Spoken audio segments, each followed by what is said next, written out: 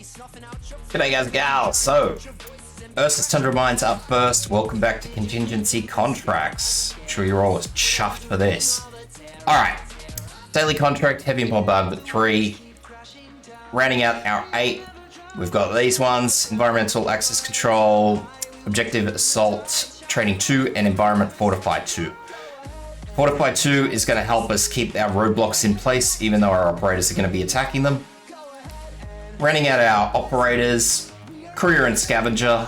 So 2 standard vanguards. We have extra slots, so if you want to bring Myrtle, you can. Cora and Gummy, so 1 very solid physical defender and a healing defender helps. You can also use guards like Utage or Heliger if you want to go all the way up to 6. But they tend to... I just think having Gummy as a support healer is best if you have lower levels. I'll just throw that out there. 1 preferably single target sniper. I'm using Cruz. I'm not going to tell you that you absolutely can't bring Vermeil. Hell, bring Pinecone if you have her. I will absolutely support you guys bringing Pinecone. She's fantastic for this, but I know a lot of people don't have her or haven't leveled her. Obviously, understandably, you can go Chen if you want, Executor. They all have the same attack area, so they will be perfect, but otherwise, a sniper, standard sniper will work. You can bring these short-range snipers too. They are completely fine. There's plenty of archetypes you can swap in your standard sniper for, so don't panic too much. I've grabbed Cruz just to show you guys that Cruz can do the job.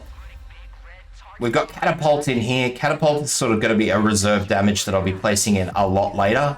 Obviously, you can replace her with any AoE sniper. I'm just bringing her in just because low damage shows you guys that you don't need the toppest of the bestest to get everything done. 2 healers, single target healers just for their range. Gavial and Suzerain. You don't need Suzerain. Like, I know a lot of people say Suzerain for her great healing ability. Myr will do the job. Hell, Hibiscus will do the job. Shirayuki, so 1 decent AoE sniper. And last but not least, I'm using my own Fartooth because I couldn't actually borrow one, couldn't find one. But if you have Fartooth with specialization 3 on skill 3, you'll be loving life. Skill 3 is what we're after. I don't, so I'm actually going to show you that even if you don't have that maxed out, it's still not going to be a drama for you guys. Alright, so remember though, especially if you're borrowing a Fartooth, you've got 2 extra slots to bring extra units. It's more than enough. There's plenty of things you can do to make your life easier. As I said, you can bring Myrtle, you could bring a drone, Thermite to help with the boss. It's really up to you guys what you want to do with these extra slots. So please like, subscribe, hit the bell, that jazz if this helps you out, because that helps me get in the algorithms, and I'll show you guys how to get through this. So we're going to start off with Courier just here. Now I've got Courier facing backwards because obviously our egress point is over here, and anything that sort of gets wedged poorly, hopefully Courier will be able to attack backwards. Scavenger in facing down. And as you can see, especially if you had Myrtle in this position that Courier's in, your vanguards aren't going to be taking a lot of damage, so it's not going to be a huge stress.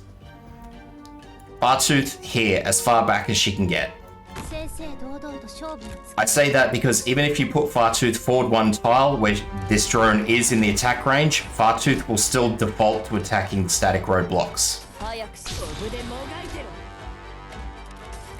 From here, what we're going to do is we are going to pop in our first healer, just here.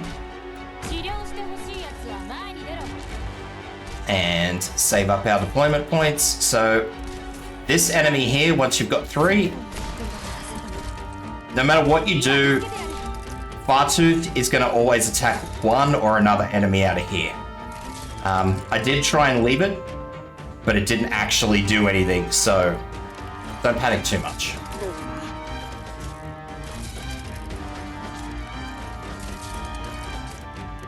So there we go, Fartooth attacks that.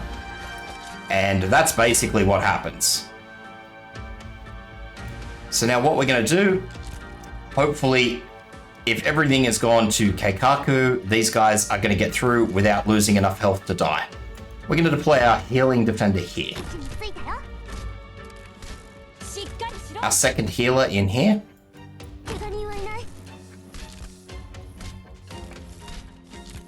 Now, you can deploy the healer first and then the healing defender. It doesn't really matter. As you can see, these guys don't do a lot of damage, so it's neither here nor there. At this point, I'm just going to let this go through because I'm going to have to deploy a lot of expensive units in a minute. Use this skill. Courier out. As soon as this drone dies, sniper out. And then we're going to start loading in people. So we're going to go Shirayuki in the forwardmost spot. Bruce here. And then our defender. The reason for putting Cruz behind is because if we put Shirayuki here, where Cruz is, her AoE damage will ultimately kill this block, which is what we don't want.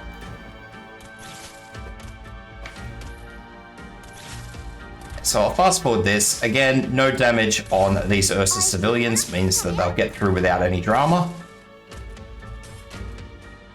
This guy here is going to be your sort of concern, but again, he should not have a problem. Because by the time he gets through, hopefully, in a perfect world, these two enemies should have both engaged Gummy.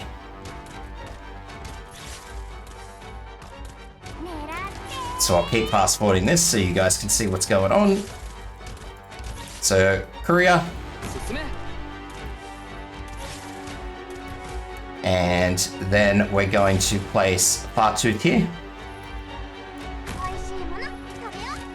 Now remember to place Fartooth facing off to the left, because otherwise she will attack the blocks. You don't want to do that.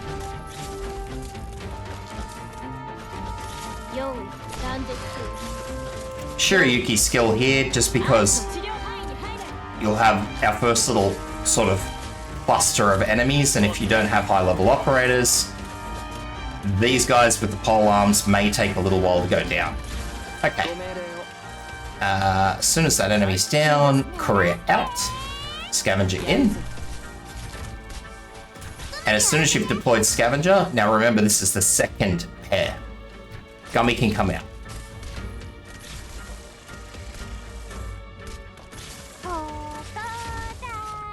So second pair, remember that. After they're both dead, Scavenger out. And I'll fast forward again. Last but not least, these Imperial Strikers. They're buffed with our contracts, so what we're going to do is fast forward. And once this bottom Imperial Striker comes through,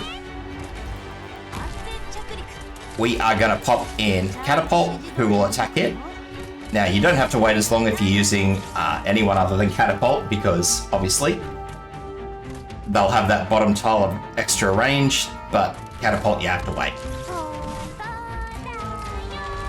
Resist the urge to use Fartooth skill. Remember, it's a straight line, you'll only hurt yourself. Shirayuki skill. Fast forward this. I'm not actually going to deploy Courier, because Courier is not the operator I want, so once this guy's eye starts glowing red, I've obviously been fast forwarding and lazy because I'm pretty confident in my Quora. But if you're not as confident in your Quora, you'll want to use this skill. Now, this is where things deviate for you guys. If you've got a low level squad and your damage is really, really lacking, deploy Gummy. Deploy Gummy right in behind Quora for a third healer. If you know that your Quora is fine, or whoever your tank is, just throw in Scavenger. Just get rid of somebody. Worst case scenario, as I said, you can always just use Suzuro's skill and Suzuro will keep them alive. But at this point in time, you've got the option of an extra healer. So I'll fast forward this. Again, do the same. If you're worried about incoming damage, Gummy. If you're not, pop down an extra damage dealer.